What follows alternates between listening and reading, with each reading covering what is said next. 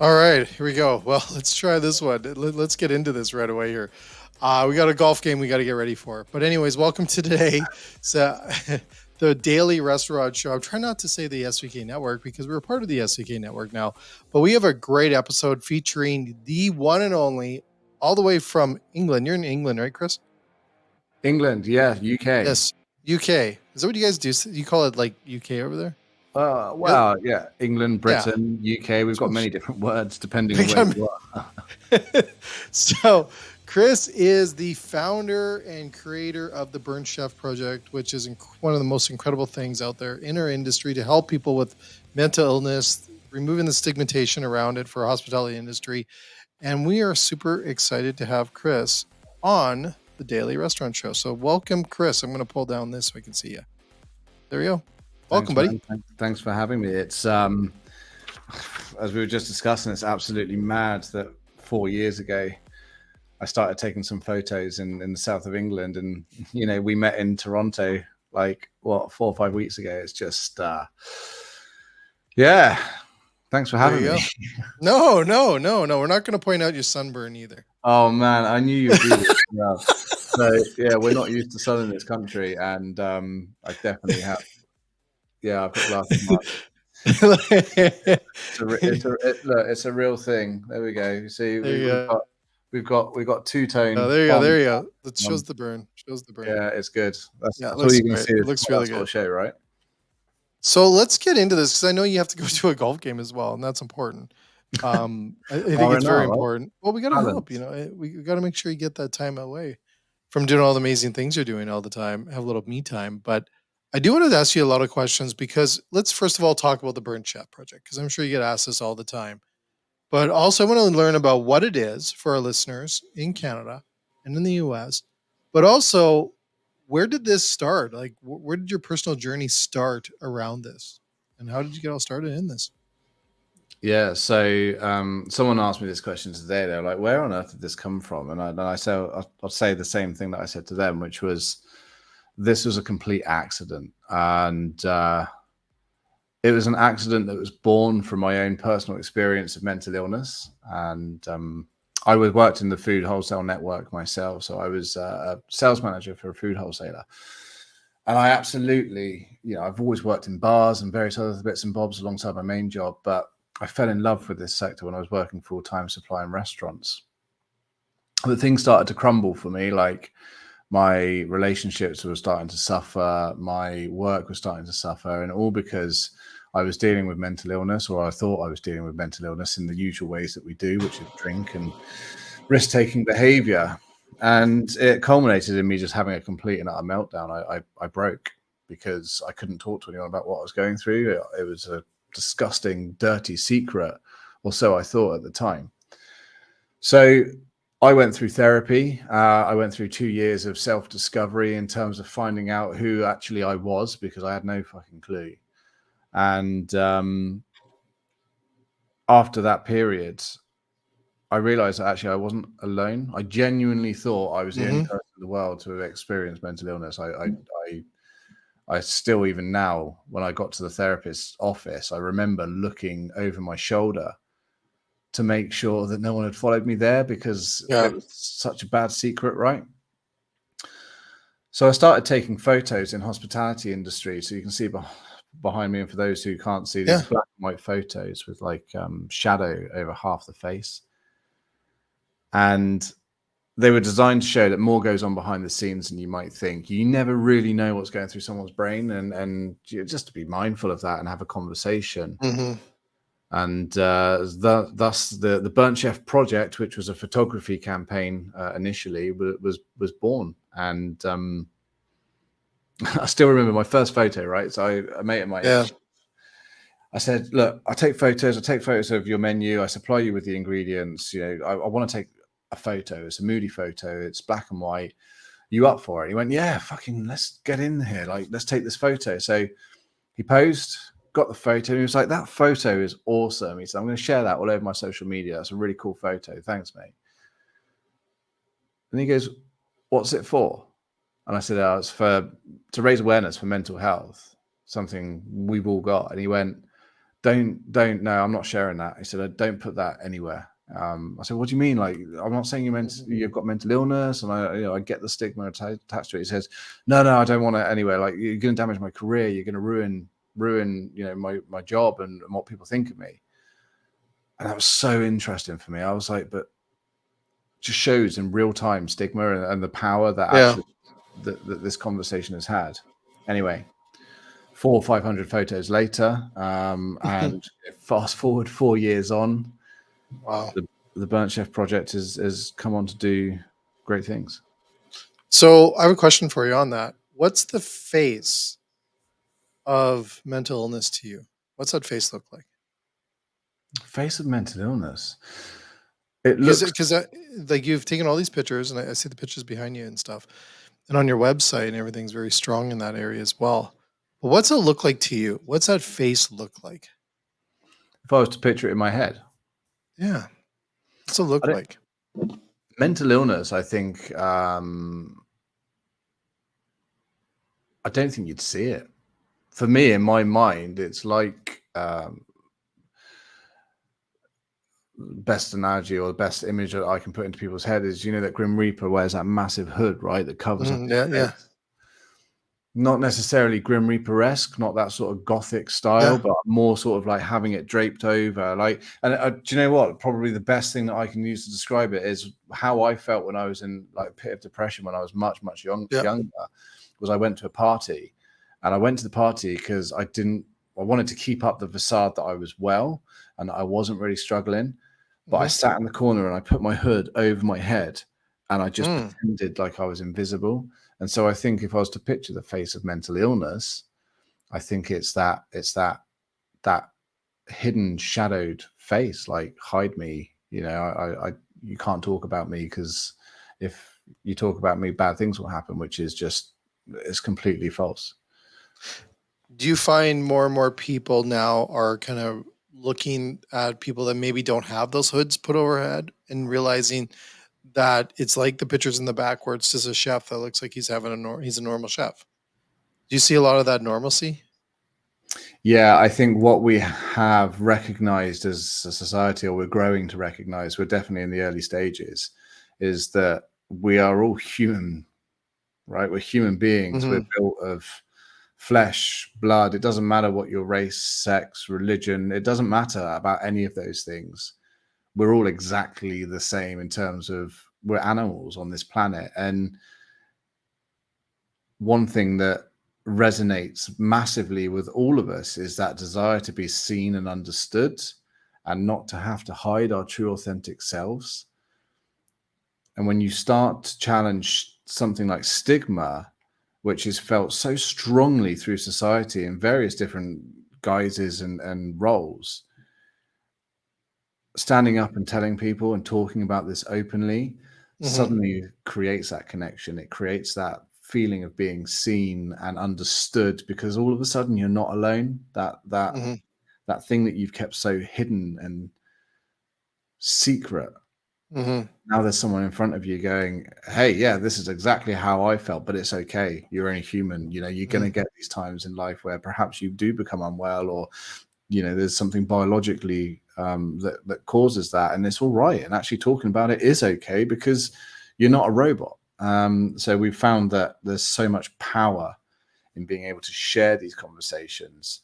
And I love a challenge. I love the people who go, well, mental health isn't a thing. You Yeah. just have to get over it, or you just have to think differently and you'll be okay. And I love those conversations. You get me right in the thick of it because I can imagine. I just like to challenge that understanding, even on a basic scientific level. Well, I think our generation, the generation before, like our parents and their parents, there was that, like in Canada here, it's like, guys don't cry, right? Or guys don't show emotions, or people don't show those emotions, right? And now it's shifting. So my question for you on this then is, when do you think the generations, how long until those generations ahead of us are going to have this where it's not really something new? It's just a part of the world that we're living in. That mental illness is no different than a broken leg, or or having a head injury, whatever it is. It's in that space where they talk about it today. My kids today, they'll have a tough time at school and they'll be asking us now. We've made the language in our home about mental illness. They'll have a mental illness break day. You know what? I need to have a break, Dad. And it's okay. It's not, I'll just suck it up or go, go. Don't worry about those hard days. We actually acknowledge it now where it becomes our common language. So when do you think, what generation is it, the next one, the one after that, or is it now that it's going to become the normal language of our society? That's a That's a very heavy good. question. That's a heavy question, eh, buddy? Yeah, it's a good question, and I spent a long time pondering this yesterday with one of the other leaders in the UK, but across multiple sectors in this field. And there's two trains of thought here. So to address the initial question head on, what we have to recognize is that this conversation, whilst we've had mental health for our entire existence on this planet, Mhm. our conversation and awareness around the subject matter is growing daily, and it's growing very quickly. If you go back into 15, 20 years ago, people were talking about mindfulness, and Yeah. cultures had it in there for years, but it's only recently it's become more widely accepted that actually we do have a health, more broadly speaking, in terms of physical and mental health, and we have mental hygiene, and it's okay to experience mental illness, and it's no shame. We're finding that generationally that's starting to happen, but this is a big mindset change for people who perhaps have had been taught differently, who've been post-war era maybe, Yeah. um, who've been taught that actually just get on with it. And there's some truth to that as well. Like, I'm not here to say that actually, we should all cuddle each other and all admit that we've got illness. It's okay to actually be okay. But I think what we have to recognize is that we are moving very quickly. So yes, there are many of the older generation, my generation, are very much more accustomed to this. Generations above are probably getting more aware of it. The younger generation, 100%, they come into the workplace and they go, I experience anxiety disorder, and I'd like to know how you're going to help me with this, because as my employer, I feel like you should. So that terminology and that wording is definitely better at the younger generations.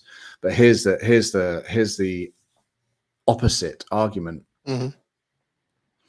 which is we have done such a great job of creating that awareness in the younger generation now. What we have to recognize is perhaps we need a bit of context to that awareness and that language now as well. So it's okay to feel anxious with a new Mhm. experience. It's okay to feel certain levels of stress. It doesn't necessarily mean that you're burnt out, or it doesn't necessarily mean that you have an anxiety disorder.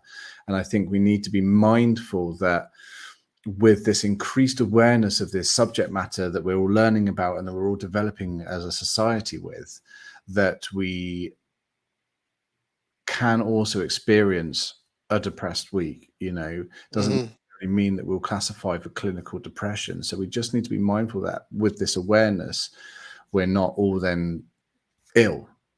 Mhm. In the same way, if you pricked your finger, your finger will hurt for a few days, and you'll maybe take some medicine if it's that bad, Yeah. but that pain will subside. If you've broken your finger, then that actually that's more of a long-term thing, and it's about being able to educate people to understand that you can be anxious for a week at a time, or you can have a sudden panic attack, for example, which is worth looking into. But if it's Mhm. happening regularly and frequently, and it's interrupting your ability to live life to the full, then you might be struggling with anxiety, or you might have an anxiety disorder that you need to look at. So I think we're still very early on with conversations, and it's up to our generation, the generation above and below, to try and be as educated as possible, and to understand that our physical health and our mental health are all in equilibrium. So, Chris, on this, I have a question for you on this because I think I totally agree with you on that. But I have a question here also is what's your fear about mental illness in relationship of you becoming like a person that's changing people to think about mental illness in a whole different lens in our industry? What's your biggest fear? What keeps you up at night in relationship of this movement you've created? Or you're embracing? I don't know if you created it, but you're embracing it and you're blowing it up even bigger than anyone else is right now. Yeah, I was just the guy that started picking at the threads, and there are organizations, tons of Yeah. like Chow, for example, is an organization that we're speaking to, and they've been doing this also for an equally same period. But what keeps me awake? The biggest thing for me, so I sleep quite soundly, luckily. First and Yeah, foremost. you wait till you sleep with a sunburn, buddy. Yeah, right. Well, the thing for me is that at this moment in time, from a commercial perspective, this is still seen as, you know, unlimited therapy, for example, available in 9 different languages around the world that we offer. It's a nice to have. You know, you're talking to businesses, and here's an analogy for anyone who is in the, you know, in the food industry, which is all of you guys. You won't think twice about buying a brand new Rationale or Unox oven for £20,000 because it will save you, or $20,000 because it will save you $1,000 a year in electricity, right? You will not think twice about that, despite the fact that that will take 9 years to pay it back itself in terms of energy savings. You won't think about that. You'll buy 1, 2, 3, 100 for your business. But something like we offer, like the unlimited therapy, which might cost a third or a fraction of that cost, depending on the size of the organization, but will cover its cost in less than 2 months, because you're looking at saving the energy and the performance of people. People go, oh no, I just don't want to spend that money. I don't get it. And it's not fear, it's a frustration, because you know, if you work in a high-end restaurant, you'll spend £3,000 on a load of plates because it makes the food look better or it elevates your offering, but you won't necessarily spend that £3,000 on improving the well-being of your team, which will directly have a knock-on impact to the performance, satisfaction of your guests, and the performance of your team, and the longevity of your staff, so you're not having to re-recruit every 30 days. I hear you. That's probably the thing that I still can't get my head around. Like, what is it that people need to hear in order to be able to make this connection? Well, you see it clearly, is my guess. And then it's that convincing, it's an education, it's keep standing up there and telling people. And I think that takes a long time, though. Right? Like, would you agree that do you see that already in what you do, that it does take time to get people to understand what you're trying to do here? Yeah, I think so. Like, I used to, so when I first started the project, right? So we started selling merchandise, so it was traveling globally, and it was starting conversations. That was the reason I did it initially. But then we were making profits from that, and as a not-for-profit, we had to do something that was going to create an impact. So I invested into a 24-hour tech support system in the UK, which we're looking at rolling out into Canada and America and Australia as well. And people used to message us on social media. You're like, oh my God, you're just a fat 60-year-old man driving a Ferrari, getting rich off people's misery, right? Like, we've just put in place free mental health support for everyone in the UK. Like, there's no getting rich off of any of this. Like, surely it's plain to see. And I chatted to this about at the time, you know, we're mostly beyond that now. We don't ever, I think what we do and what we provide is so plain to see that it's hard for people to actually say, well, actually, you're just trying to get rich. You know, the suntan isn't from a nice holiday. This is me just, sitting out in the UK for too long. But I sat down with a mate of mine, Adam Simmons, who's over in DC at the moment. And he said to me, he said, Kris, it's like turning a cruise liner and not a dinghy. He says, a dinghy you can whip round on the spot in you know, no time at all, but a cruise liner, you put the brakes on, it's going to take 3 miles to at least start to slow down and change its course. And I always used to think, oh yeah, you know, it's a nice analogy, and I would use it all the time. But in the last 6 months, it's really sunk in that we're not going to change the world in 4 years. We're going to change the world in 10, 20, 30 years. And we're not going anywhere. We are here for the long haul. But we need everyone on board with this, because the more people, opportunities like this, the quicker that change will start to happen, the quicker we'll slow that cruise liner down. the gravity and the sheer size of our industry globally is going to take time to reach every single last corner of it. So, Kris, why is it now that this is becoming such an important thing in our industry? Like, why is it now? Is it because of what people? Some people saw a lot of the conversations come out of COVID.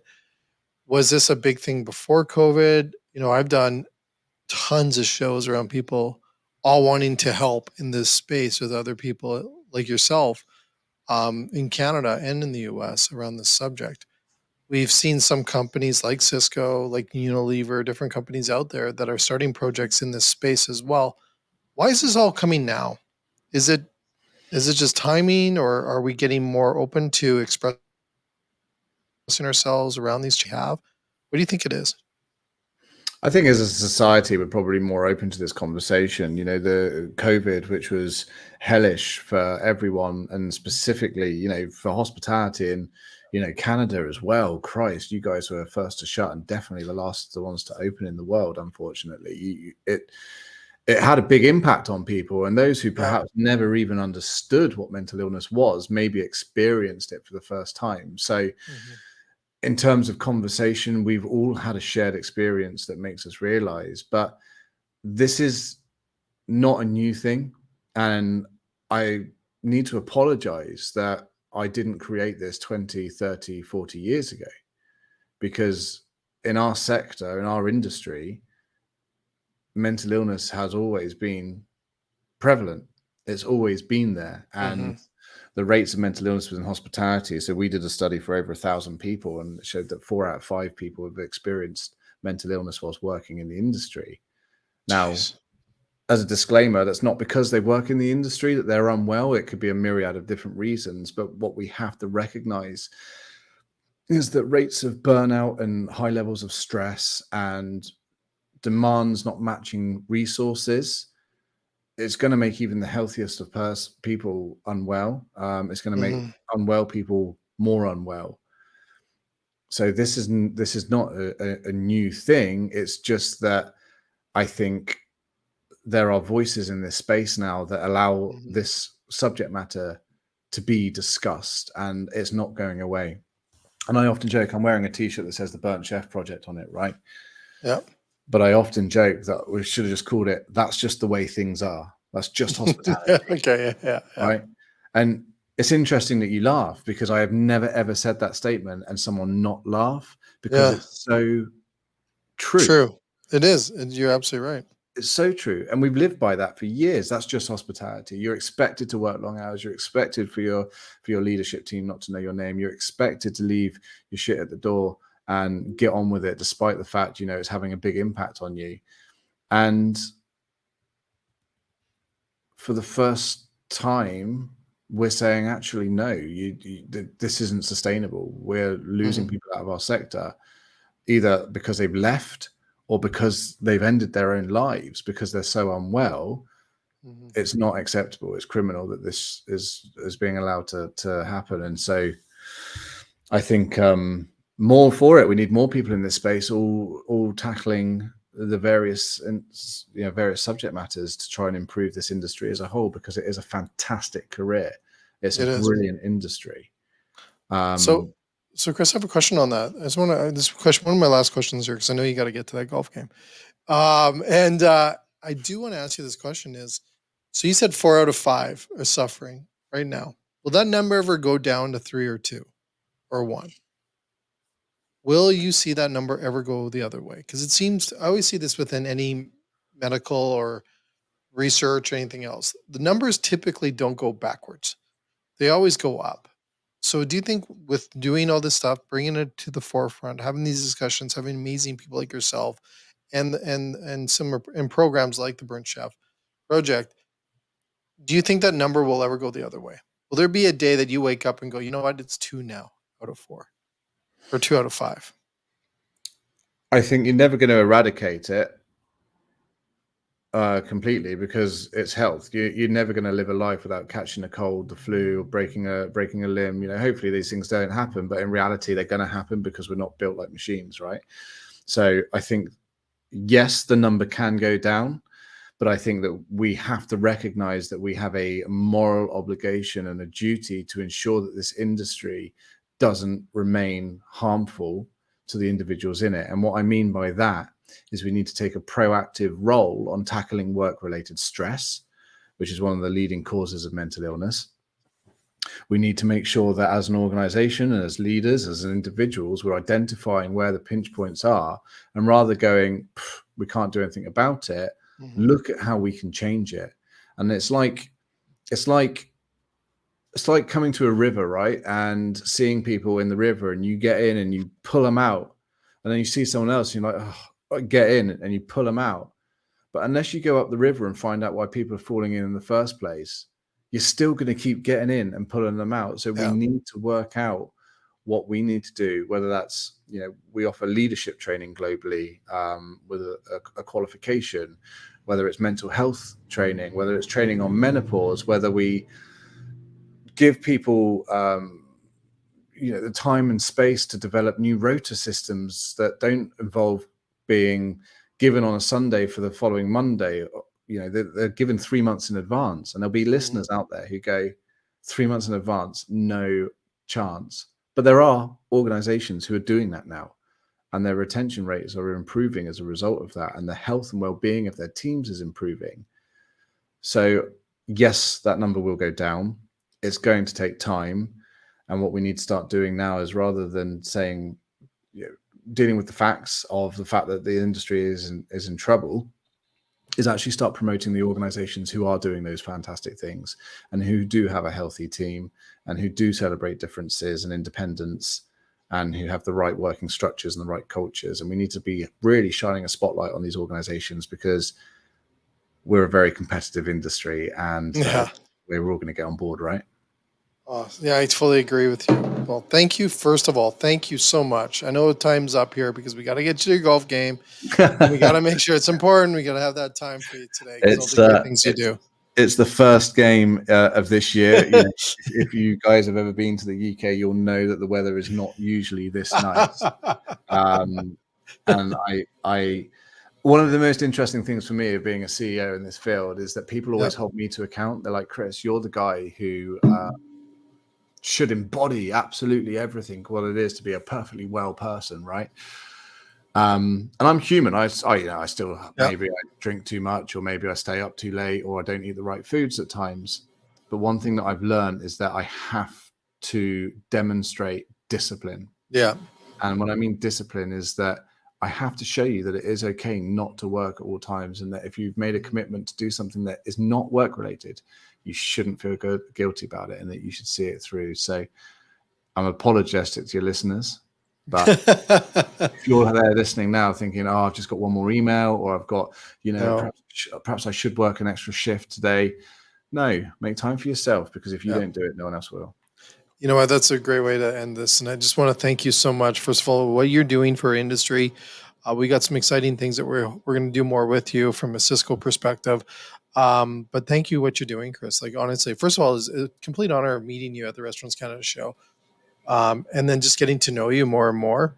Hopefully I can make it over there one day, or we'll invite you over here again and do some stuff with you here. But thanks again for everything you do for our industry. Everyone can, where the website is, theburntchefproject.com.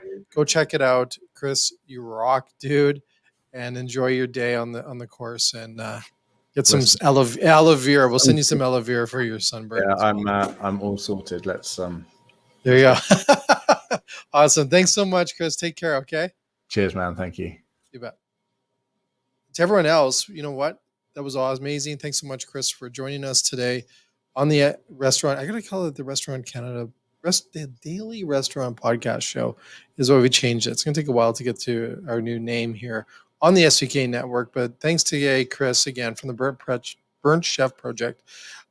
Kris's personal journey and his passion that drives his mission to really eradicate mental health and the stigma in the hospitality industry is unbelievable. His stories, his experience is unbelievable. Nothing like it out there on this planet. I believe he is doing something that we all need to embrace, and we all need to do this. Now, remember, if you know someone or yourself is struggling with mental health issues in the hospitality industry, we all have been there. I remember the days I worked in restaurants. Reach out and find support within your community. Don't do this on your own. You need help. You need to talk to people, have a coffee, go and do it. But together, we can really create a healthier and more compassionate environment. We really can do this together. Stay tuned for more empowering conversations like you listened today with Kris on the Restaurant Daily or the Daily Restaurant Podcast Show on the SVK Network. But thanks again to everyone listening today. And we'll chat soon. Thanks so much.